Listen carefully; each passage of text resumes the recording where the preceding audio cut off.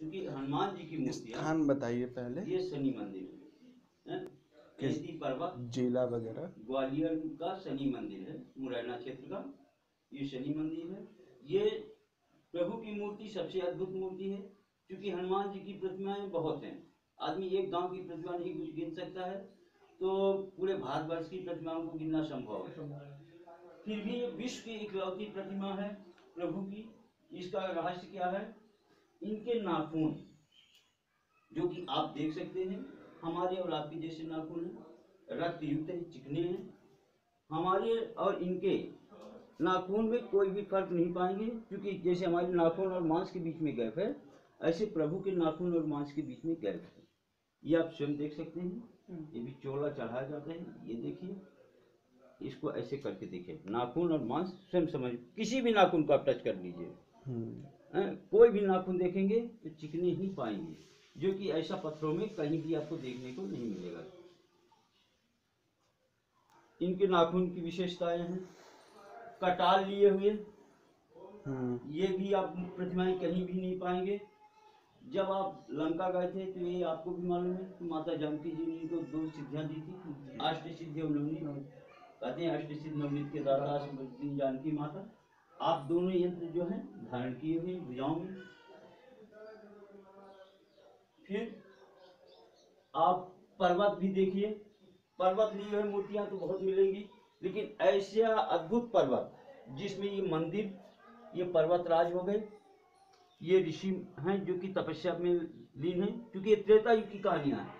त्रेता युग में पाप जो था तो ये आप जानते हैं कि 25% था, सतयुग में 1 भी नहीं था, त्रेता में 25 आया, द्वापर में आपके 50 आया, हाँ, अब कलयुग में जो है 75 आया। कलयुग में 75% पाप है, पुण्य जो है 25%। तो उस समय ऋषि महात्माएं बहुत तपस्या करते थे, इसलिए तपस्या में लीन है। ये सिंहराज है जो गुफा में समाये हुए हैं, ये बंदर हैं, एक आराम कर रहे हैं, एक झूल रहे हैं।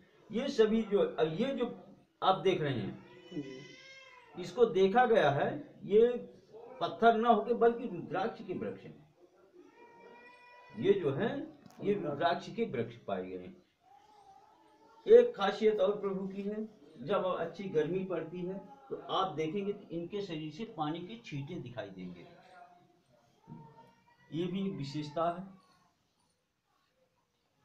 पसीना आ रखा है, ये तो हम स्नान कराए हैं। तो बाकी जो है गर्मियों में जब अच्छी गर्मी पड़ती है तो पानी के छींटे दिखते हैं, जो कि खुद देखे गए हैं। और इस स्थान की सबसे अद्भुत चीज शनिदेव, सबसे प्राचीन शनि धाम है जी। जब प्रभु लंका दहन करने के लिए गए, उस समय लंका में आग नहीं लग रही थी। ये अपनी योग माया से देखे तो क्या देखते हैं कि शनिदेव रावण के पैरों के नीचे दबे हुए हैं, बंदी बनाए हुए हैं। रावण बंदी बनाया था, अब पैरों के नीचे दबे हुए थे। तो ये क्योंकि देवता देवता हैं, आपस में बातें कर ली, ये तुम कैसे बताए कि हम तो ये दुष्ट सीता मैया को हरण करके लाया, उन्हीं की खोज में आए थे, ये बंदी बनाए, सीता मैया का हरण किया, और आप बोले हमको तो बंदी बनाया। कहते हम बंदी में, क्योंकि 9 ग्रहों को रावण अपने बस में किया था, ठीक। तो बोले कि ठीक है, हम तुमको मुक्त कराते हैं। तो कहीं मुक्त करा दीजिए, और ऐसा फेंकी कि मैं भारत भूमि में जाके गिरूं। तब प्रभु वहां से फेंके हैं, तो शनि यहाँ के गिरे। अब पर्वत का नाम क्या है? ये शनिचरा पर्वत है। शनिचरा पर्वत, हाँ, शनि पर्वत के नाम से ये एती पुराण जो है एती पर्वत था। एती पर्वत को ही शनि देव के आने से शनिचरा पर्वत हो गया, यहाँ के विराजमान हो गए। अब देखिए एक खासियत ये भी है कि जब हम कोई पत्थर फेंकते हैं तो ये तो नहीं समझते कि पत्थर जाके कहाँ गिरेगा, कोई सीमा रहती है कि किस स्थान में गिरेगा, पत्थर के ऊपर गिरेगा, मिट्टी में गिरेगा, पेड़ पे गिरेगा, कहाँ गिरेगा। इसी प्रकार शनिदेव के भी वहां से फेंका गया, तो ये आके पहाड़ में गिरे। ये पहले ऊंचा पहाड़ था, उनके गिरने से ही पहाड़ खाई के रूप में बदल गया, और पूरा पहाड़ फट गया। शनिदेव यहाँ विराजमान हो गए।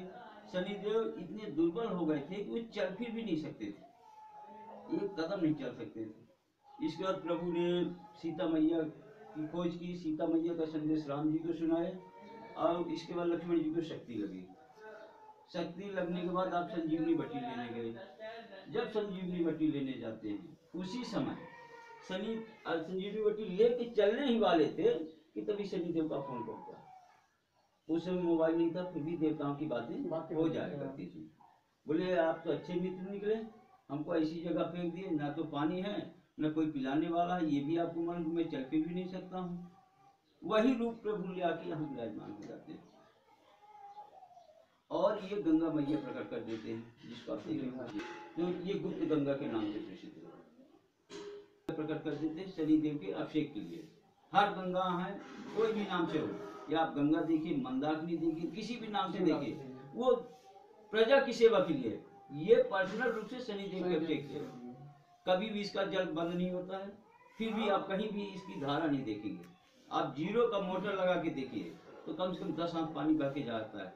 आप 2 बाल्टी स्नान करते हैं, उसकी भी नाली द्वारा 10 हाथ जाता है। ये 24 घंटे चलने के बाद भी 1 हाथ पानी आप हमको बहता हुआ दिखा देंगे। ये सब शनिदेव की महिमा का प्रमाण है।